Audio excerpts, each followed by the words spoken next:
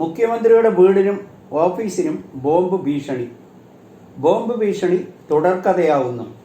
തലസ്ഥാനത്ത് വീണ്ടും ബോംബ് ഭീഷണി തുടരുന്നു. മുഖ്യമന്ത്രി പിണറായി വിജയന്റെ വീടിനും ഓഫീസിനുമാണ് ഭീഷണി ഉണ്ടായിരിക്കുന്നത്. മുഖ്യമന്ത്രിയുടെ ഓഫീസും വസതിയിലും പരിശോധന നടന്നുവരുന്നു. കഴിഞ്ഞ 3 ആഴ്ചയായി സംസ്ഥാനത്തെ പല സ്ഥലങ്ങളിലും വ്യാജ ബോംബ് ഭീഷണി സന്ദേശങ്ങൾ ലഭിച്ചിരുന്നു.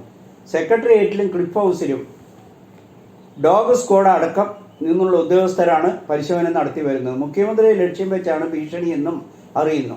പല ബോംബ് ഭീഷണികൾ ഉണ്ടായിട്ടും ഉറവിടം കണ്ടെത്താൻ ഇതുവരെയും കഴിഞ്ഞിട്ടില്ല. ഇമെയിൽ സന്ദേശങ്ങളെല്ലാം തമിഴ്നാടിനെ ബന്ധപ്പെടുത്തിയാണെന്ന് വിമാനത്താവളത്തിലടക്കം 10-ലധികം ഇമെയിൽ സന്ദേശം വന്നിട്ടും ഒരു സൂചന പോലും കണ്ടെത്താൻ കഴിഞ്ഞിട്ടില്ല.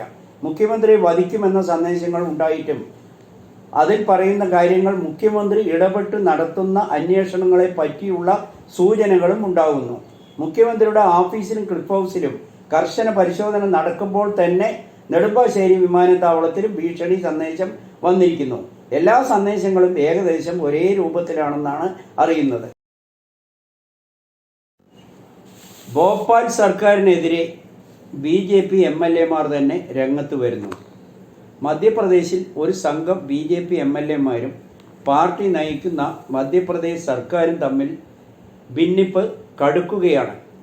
പ്രാദേശിക വിഷയങ്ങളിൽ നിയമസഭാ അംഗങ്ങൾ സംസ്ഥാന ഭരണകൂടത്തിനെതിരെ പരസ്യ വിമർശനങ്ങൾ നടത്തി വരുന്നു.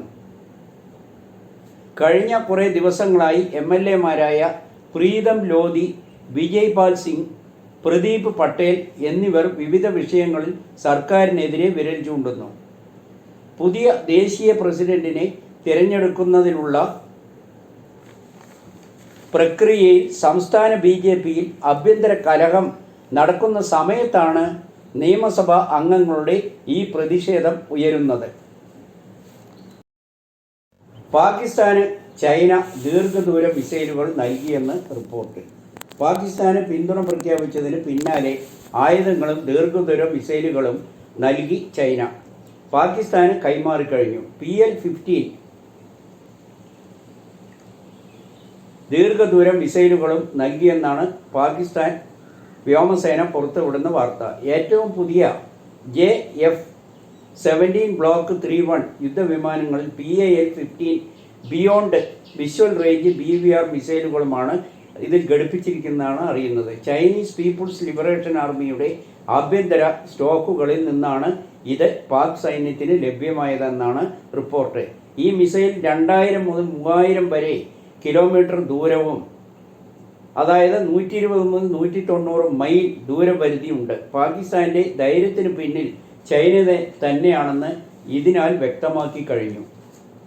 തീവ്രവാദ ആക്രമണത്തിന്റെ പശ്ചാത്തലത്തിൽ അമേരിക്ക, റഷ്യ അടക്കം വരുന്ന ലോകരാഷ്ട്രങ്ങൾ ഇന്ത്യക്ക് പിന്തുണ പ്രഖ്യാപിച്ചതോടെ ചൈനയും തുർക്കിയും പാകിസ്ഥാന് യുദ്ധസാമഗ്രികൾ വൻതോതിൽ നൽകിക്കഴിഞ്ഞതായാണ് റിപ്പോർട്ടുകൾ വരുന്നത്. നൂതന ആയുധങ്ങളാണ് ഇവർ നൽകിയിട്ടുള്ളത്. കഴിഞ്ഞ ഞായറാഴ്ചയിൽ കറാച്ചിയിൽ തുർക്കി വ്യോമസേനയുടെ C-130 ഹെർക്കുലീസ് സൈനിക വിമാനം എത്തിയതായും വിവരങ്ങൾ പുറത്തുവരുന്നു. തുർക്കിയും ചൈനയും ഒരുമിച്ച് വിശാലമായ പ്രതിരോധ സഹകരണം ഉണ്ടാകുന്നു. തുർക്കിയുടെ 6 യുദ്ധവിമാനങ്ങൾ ഇസ്ലാമാബാദിലെ ഒരു സൈനിക താവളത്തിൽ ഇറങ്ങിയതായും രഹസ്യ സൂചനയുണ്ട്. അന്താരാഷ്ട്ര അതിർത്തികൾ വളർന്നു വരുന്ന വെല്ലുവിളികളെ ഒറ്റയ്ക്ക് നേരിടാൻ പാകിസ്ഥാൻ കഴിയില്ല എന്നതിലാണ് ചൈനയും തുർക്കിയും ഇന്ത്യക്കെതിരെ പാകിസ്ഥാനെ അകമഴിഞ്ഞ് സഹായിക്കുന്നതെന്നാണ് വിലയിരുത്തുന്നത്. KM അബ്രഹാമിൻ്റെ 12 വർഷത്തെ സ്വത്ത് വിവരങ്ങൾ CBI അന്വേഷിക്കുന്നു. പ്രഥമദൃഷ്ട്യാ തെളിവുണ്ടെന്ന് CBI. മുഖ്യമന്ത്രി പിണറായി വിജയന്റെ ചീഫ് പ്രിൻസിപ്പൽ സെക്രട്ടറി KM അബ്രഹാമിനെതിരായ കേസിന്റെ കൂടുതൽ വിവരങ്ങൾ പുറത്ത്.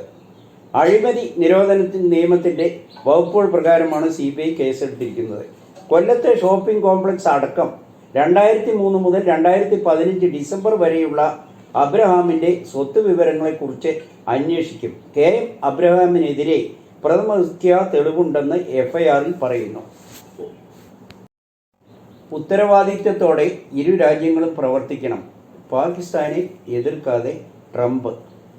കാശ്മീരിലെ ഭീകര ആക്രമണത്തെ തുടർന്ന് രണ്ട് ഏഷ്യൻ രാജ്യങ്ങൾക്കിടയിൽ സംഘർഷങ്ങൾ വർദ്ധിച്ചതിനാൽ വാഷിംഗ്ടൺ ഇന്ത്യയുമായും പാകിസ്ഥാനുമായും ബന്ധപ്പെട്ടുവെന്നും ഉത്തരവാദിത്വപൂർണമായ പരിഹാരം എന്ന് വിളിക്കുന്ന കാര്യത്തിനായി പ്രവർത്തിക്കാൻ അവരോട് ആഹ്വാനം ചെയ്യുന്നുവെന്നും US സ്റ്റേറ്റ് റിപ്പോർട്ട്. ആദ്യം പരസ്യമായി US ഇന്ത്യയെ പിന്തുണച്ചെങ്കിലും പാകിസ്ഥാനെ വിമർശിച്ചിട്ടില്ല. ഇന്ത്യയും പാകിസ്ഥാനുമായി ഞങ്ങൾ അനവധി തവണ ബന്ധപ്പെട്ടുവെന്നും US പറയുന്നതായി റോയിറ്റേഴ്സ് റിപ്പോർട്ട് ചെയ്തു. ഉത്തരവാദിത്തത്തോടെ ഇരു രാജ്യങ്ങളും പ്രവർത്തിക്കണമെന്ന് അമേരിക്ക ആവശ്യപ്പെടുന്നതായി പറയുന്നു. ഇന്ത്യയെ പിന്തുണയ്ക്കുന്നതായി ട്രംപ് പറയുമ്പോഴും പാകിസ്ഥാനെ കൈവിടുന്നില്ല എന്ന് വേണം കരുതാൻ.